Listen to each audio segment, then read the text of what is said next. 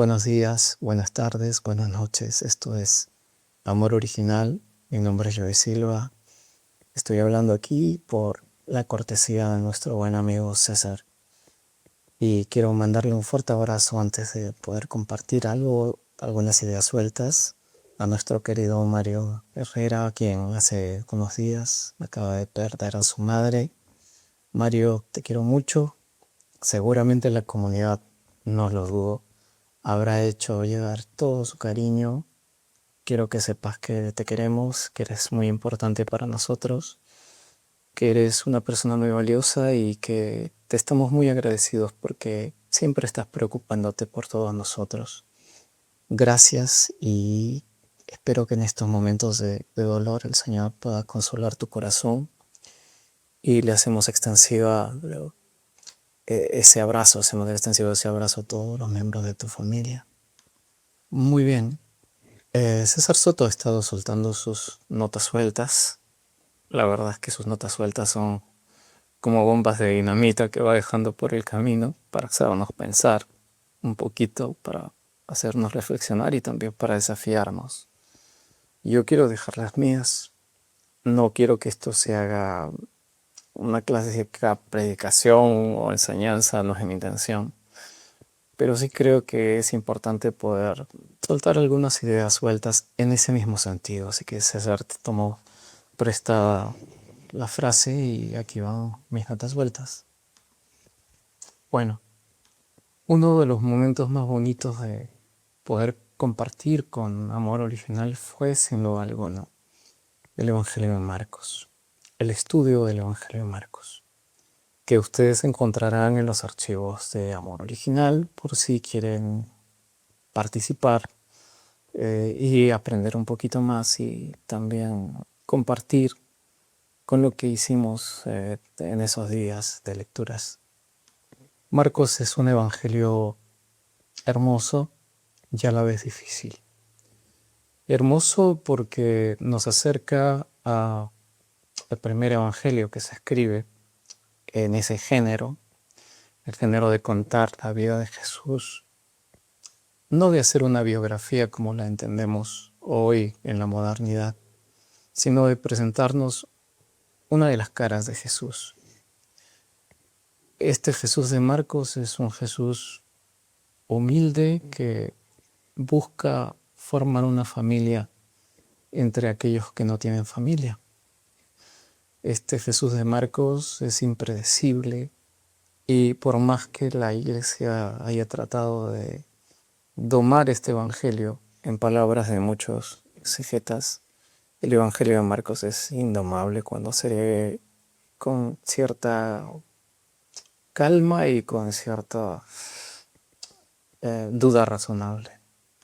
En estas lecturas de Marcos teníamos la costumbre sana de no interpolar información de otros evangelios. Es decir, cuando leíamos Marcos en sus propios términos, como dirían los abogados. Es decir, no salíamos del marco del Evangelio de Marcos, aunque hubiesen relatos que pudiesen llamarnos la atención y quisiéramos explicar a Marcos utilizando Mateo, utilizando Lucas, utilizando algún otro versículo de la Biblia, pues tratábamos de ceñirnos solamente a Marcos. Por una razón muy sencilla, porque era así como era leído en los inicios. En los inicios, pues entenderán ustedes que no se tenían todos los manuscritos ni esta biblioteca que tenemos nosotros, que se llama Biblia y que tenemos en nuestras casas, en nuestros hogares. Eran tiempos diferentes, eran tiempos donde alguien leía y los demás escuchaban, donde se podía ser más un oidor de la palabra, citando a Pablo, porque no todos sabían leer ni escribir. Este era un don muy preciado y poco habitual entre la gente del siglo I. Por eso cuando leíamos los relatos era importante leerlos en su contexto. Contexto, que no quiere decir otra cosa que tejido. Y las palabras van formando este tejido. En los relatos de Marcos hay palabras que se repiten mucho, sobre todo en los pasajes que voy a citar más adelante. Palabras como sordo, como mudo, como ciego, verbos como gritar, como reprender, están presentes en estos relatos.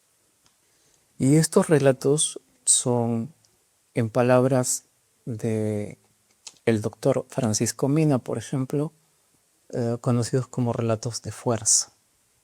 ¿Cómo entiende él este término, relatos de fuerza? Pues son situaciones, ocasiones en las que Jesús interviene a favor de alguien que necesita auxilio, a alguien que no tiene a quien acudir.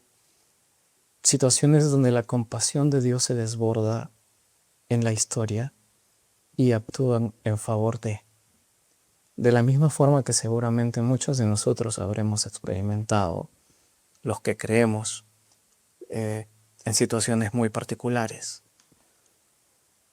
Para entrar en específico estos relatos hay que leer también el pasaje que los antecede, es decir, si vamos a hablar del capítulo, por ejemplo, 9:14, donde Jesús sana a un muchacho endemoniado, como dice el título, que por cierto es un agregado, tenemos que leer unos versículos anteriores y el tema habla de una transfiguración.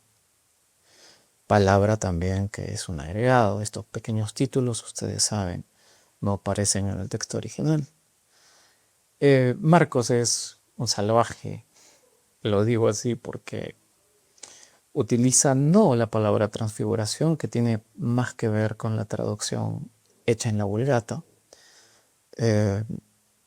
La palabra que utiliza Marcos es metamorfote, que tiene una carga muy, muy pesada y bastante agravada. Lo podremos ver para no perder la hilación en la conversación necesaria y podremos ver a qué se refiere el texto aquí.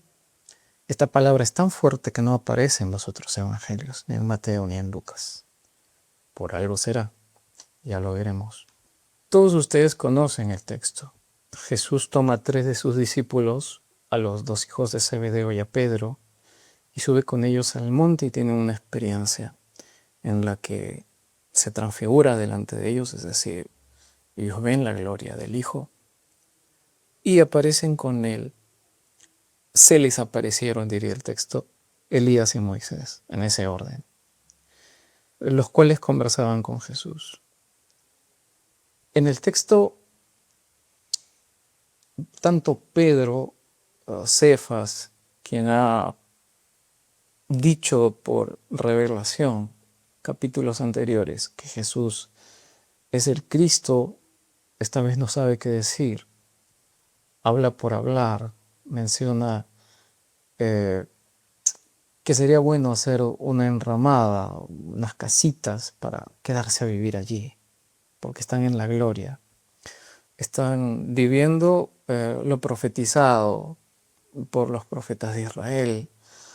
Están experimentando el cielo en palabras sencillas. En esas divagaciones, el texto nos dice que se parece a una nube. La nube, como ustedes saben, es la señal de la gloria divina. Y de la nube sale una voz, que es la voz del Padre, de Dios, quien les habla, curiosamente, no a Jesús, sino a ellos, a los discípulos. Este es mi Hijo amado. Escúchenlo. Y el texto también nos dice que luego ellos tienen que bajar, tienen que descender del monte. No ven ya a Elías ni a Moisés, otra vez en ese orden. Y al descender, Jesús les habla de lo que será su pasión más adelante. ¿Por qué menciono esto? Porque los hijos de Zebedeo y Pedro están asumiendo lo que en la época del Evangelio, en la época en la que se escribe Marcos, muchos asumían, una especie de mesianismo triunfante. Y hay entre los judíos en esa época este mesianismo triunfante, es decir, la visión del Mesías con toda gloria y con toda pompa que expulsará a los invasores o que hará justicia, que restaurará al reino de Israel, porque así se entiende en muchos textos del Antiguo Testamento y muchas interpretaciones también, lo que tendría o debería ser el Mesías. La iglesia petrina, digámoslo así, la iglesia de los Zebedeo, la iglesia de Juan, la iglesia de Jerusalén, son aludidas de manera indirecta, porque no puede haber iglesia si se desentiende del dolor. Note usted que son 3 discípulos, el resto se ha quedado abajo en el valle. Es decir, Pedro quiere hacer una enramada en la gloria y quiere olvidarse de sus hermanos. Y Jesús no tiene mucho que ver con esta visión de iglesia o con esta visión de comunidad o de familia, porque en Marcos, volvemos a decir, se trata de Jesús construyendo una familia compuesta por la gente que los demás desplazan, que los demás silencian, que son desechados o que simplemente son enmudecidos. En pocas palabras, el problema de este mesianismo es que es un mesianismo que se olvida del dolor de los demás y se concentra en la gloria. ¿Les suena conocido? Pues sí, sí. En lo personal, yo crecí en comunidades que hacían un fuerte énfasis en lo que ha de venir y nada o cero énfasis en el esfuerzo que hay que hacer aquí para ayudar al prójimo y para ayudar al débil, para abrazar al que necesita un abrazo, para tenderle la mano al hambriento o al sediento. Los mesianismos victoriosos terminan olvidándose de los demás. Esa no es la familia que quiere Jesús, no es la familia que está en el Evangelio de Marcos como ideal. Y la voz de la nube justamente va en esa dirección. La voz de la nube apunta a sus discípulos, les dice, escúchenlo a él. Le han visto con Elías y le han visto con Moisés. En el Evangelio de Marcos ustedes verán, que la figura de Elías es una figura muy, muy importante. Tanto así que aparece desde el inicio, relacionándose muchas veces la figura de Elías con la misión de Juan. La figura de Moisés, aunque también es importante, siempre está relegada a un segundo plano, porque Jesús en el Evangelio de Marcos enseña con autoridad, con una autoridad que le es propia y no como los escribas. Y recordemos que los escribas lo que hacen es tratar de interpretar los textos que son de Moisés o que según ellos son de Moisés. Entonces tenemos que la voz del Padre habla de un hijo, le reconoce, pero le reconoce en función de la comunidad, pues les está hablando a ellos. Ellos tienen que entender que la voz autorizada ahora es la voz del Hijo, pero hay un Padre y hay un Hijo. Y estas son otras 2 de las palabras que se repiten en estos pasajes que estoy utilizando en este día, Padre e Hijo, aparte de las primeras que mencioné.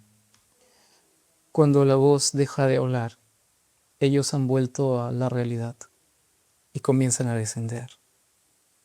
O sea, la voz que el Padre ha soltado es una voz de confirmación del Hijo, pero del Hijo en misión, del Hijo en camino, no del Hijo en un altar para que sea venerado, adorado, etcétera, etcétera, sino del Hijo en camino, del Hijo que descienda, que desciende por los suyos, por los otros 9 que se han quedado abajo. El camino que presenta Marcos en su Evangelio no olvida ni deja los suyos. Ese camino es un camino que acoge, es un camino que va en descenso, es un camino que va en dirección del dolor, es un camino que habla del dolor de la vida, del dolor de la cruz. Me encanta la idea suelta de pensar que para la comunidad a la que Marcos escribe, el dolor no debe estar siendo como un elemento ajeno, porque tal vez el dolor es parte de la vida diaria de la comunidad. La persecución, la pobreza, los elementos que son comunes a la gente que compone la iglesia de aquella época. Se sabe que el Imperio Romano y sus políticas y su teología no brindaban muchas expectativas para la gente más pobre. Se sabe el hambre que sufrieron. Se sabe que cuando Marcos escribe está en la época aproximada del 70 al 75. Algunos datan la fecha un poquito antes, inclusive, pero son épocas donde la muerte, el dolor y la destrucción van a ser parte de la vida diaria de los seguidores de Jesús. Ni que se diga de las persecuciones. Aunque los historiadores nos dicen que las cifras muchas veces han sido infladas, sí sabemos que regionalmente habían persecuciones y habían maltratos. También sabemos que había divisiones dentro de las comunidades y problemas justamente con las autoridades judías en las sinagogas. Así que ser cristiano implicaba entender que el camino era un camino de sufrimiento, no solamente un camino de esperanza futuro. La iglesia de aquella época seguramente experimentó mucho de lo que ustedes experimentan todos los días.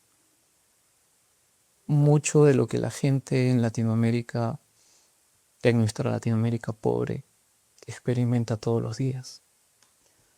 El segundo relato tiene que ver con el descenso de Jesús y de estos 3 hacia el valle. Lo primero que ellos ven es a los discípulos que han quedado abajo discutiendo con los maestros de la ley. Es interesante porque el relato nos habla de que el problema que había suscitado esta discusión era un tema con un muchacho y su padre, un muchacho endemoniado, demonizado para ser más exactos y usar los términos más apropiados. El padre se acerca y enseña a Jesús el problema. Tus discípulos no han podido expulsarlo. Tal vez la discusión aquí es la discusión sobre la autoridad. ¿No tienen autoridad acaso los discípulos para expulsar al espíritu inmundo o al demonio, como quiera usted decirle? Los evangelios nos dicen que sí. Los evangelios nos muestran que Jesús había dado autoridad a sus discípulos para echar fuera demonios.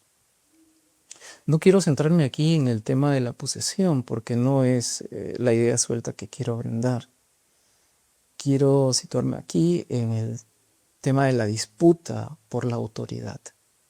Este es un tema recurrente en este primer siglo. ¿Tienen autoridad los cristianos o tienen autoridad los judíos para utilizar las escrituras hebreas?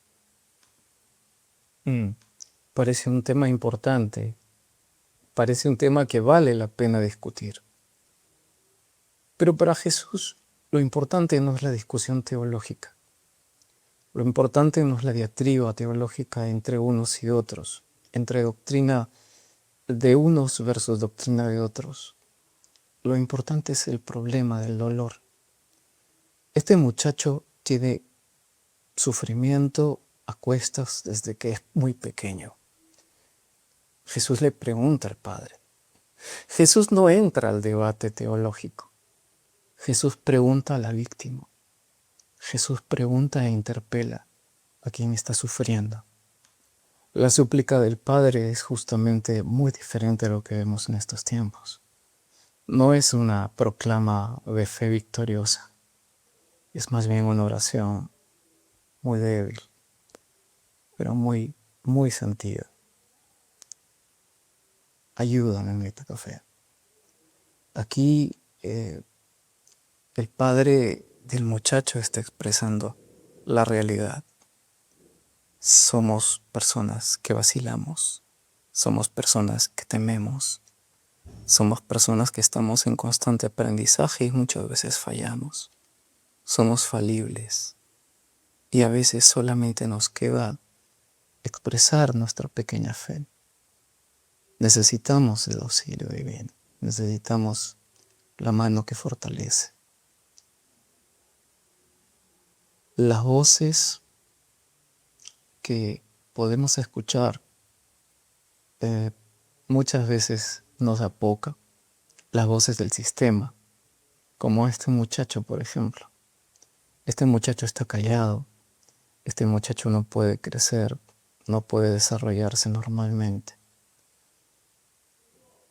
Pero un padre que ve a su hijo en esa situación, que se angustia, que ha hecho todo para que pueda ser sanado, que lo ha traído a la religión oficial, que ha acudido también a este nuevo movimiento mesiánico con la esperanza de encontrar una respuesta, ha encontrado discusiones y doctrinas, ha encontrado no la compasión, sino la pronunciación de la ortodoxia.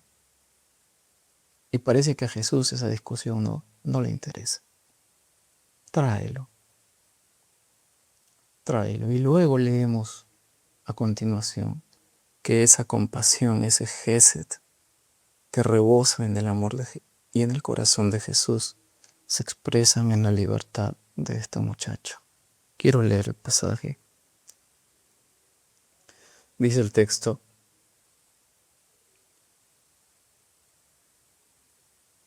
¿cuánto tiempo hace que le pasa esto?, le preguntó Jesús al Padre. Desde que era niño, contestó. Muchas veces lo ha echado al fuego y al agua para matarlo. Si puedes hacer algo, ten compasión de nosotros y ayúdanos. ¿Cómo que si puedo?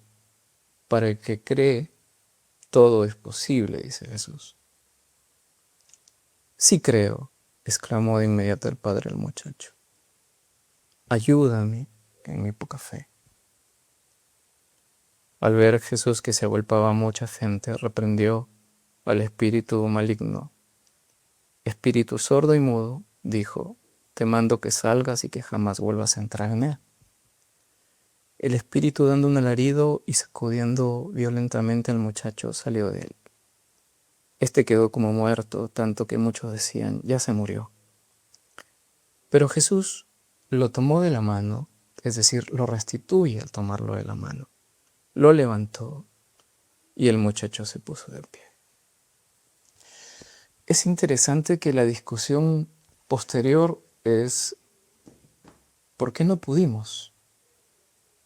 ¿Por qué no pudimos echarlo nosotros? Nos has dado autoridad, ya lo hemos hecho antes, pero ¿por qué no pudimos? Jesús menciona la oración. La palabra ayuno no está en la mayoría de manuscritos, como ustedes saben. Pero cuando se habla de oración y de fe en este texto, no solamente se habla como un apego a un credo, sino como el cimiento de una relación, es como fidelidad. Ese es el tipo de fe que este Jesús nos enseña. Y aquí se ve la fidelidad, el amor de un padre hacia su hijo y de un hijo hacia su padre. La desesperación expresada en ese deseo de poder ayudar a su hijo. El día de ayer estuve en un centro médico y pude ver a un muchachito que tenía problemas con toxicomanía. El muchachito estaba con su padre. Los ojos de su padre no se apartaban de él. Seguramente habría culpa. Las preguntas que todos nos hacemos: ¿en qué fallé? ¿En qué me equivoqué? Como padre. Pero yo estoy seguro que un padre como el que vi el día de ayer, seguramente, si pudiera, cambiaría su lugar para que su hijo estuviera libre de ese azote. El día de ayer también, mientras salía de una farmacia, pasé por una esquina cerca de casa y pude ver a 3 muchachitos de la edad de mi hijo, muy jovencitos, no pasarían los 12 o 13 años de mi hijo menor. Y estaban aspirando pasta básica de cocaína. Cuando yo pasé se asustaron y salieron corriendo. Y me pregunté, tal vez estos muchachos no tenían un padre. Porque esas son las palabras que aparecen en estos pasajes: padre e hijo. En el primero, el padre reconoce al hijo y lo ama, y muestra al hijo como la voz misma que camina en medio de los hombres. En el segundo, hay un padre que clama por su hijo en medio de su infinita y profunda necesidad, que acude a quien tenga que acudir porque quiere salvar la vida de su hijo. En el tercer relato, hay un padre, pero no hay un padre. Lo leo. Después llegaron a Jericó. Más tarde salió Jesús de la ciudad acompañado de sus discípulos y una gran multitud. Un mendigo ciego llamado Bartimeo, el hijo de Timeo, estaba sentado junto al camino. Al oír que el que venía era Jesús de Nazaret, se puso a gritar: Jesús, hijo de David, ten compasión, otra vez, compasión de mí. Muchos lo reprendían para que se callara. Ahí aparece otra vez esa palabra. Pero él se puso a gritar aún más: Hijo de David, ten compasión de mí. Jesús se detuvo y dijo: llámenlo. Así que llamaron al ciego. Ánimo, le dijeron, levántate, te llamo. Arroja la capa, que es su única pertenencia. Da un salto y se acerca. ¿Qué es lo que quieres que haga por ti? Ya sabemos al final. Aquí hay un hijo de Timeo, pero de Timeo no sabemos nada. Un hijo que está solo. Un hijo que también es acallado por las fuerzas oscuras. Es que las fuerzas oscuras no siempre son, como entendemos nosotros, espíritus o demonios, sino que las fuerzas oscuras están en la maldad de la gente a veces, en la insensibilidad de la gente hacia los que necesitan y los que están gritando por ayuda. Esta vez este muchacho no se calla, porque lo que necesita otra vez es compasión, es Gesed. Aunque las palabras griegas que aparecen aquí no son las mismas, sí enfatizan esa necesidad. El entrañable amor de Dios. La comunidad acoge a este ciego. Y así como el padre del muchacho, Bartimeo camina con la comunidad. ¿Y hacia dónde va el camino? Desde el Tabor han bajado a Jericó y de Jericó se dirigen a Jerusalén. Y Jerusalén, Marcos, es el lugar del sufrimiento. Pero van juntos. Por eso yo quiero caminar con ustedes. Espero que ustedes quieran caminar conmigo. Entender que en la vida hay momentos muy difíciles, pero que somos una comunidad que camina con fe, con alegría de corazón, escuchándonos y siendo, no voy a decir mejores, mejor digamos que somos como estos, los nadies, los ningunos, pero que caminan juntos y que tienen fe. Que Dios los bendiga a todos, queridos amigos. Un fuerte abrazo, que el Señor esté con todos ustedes.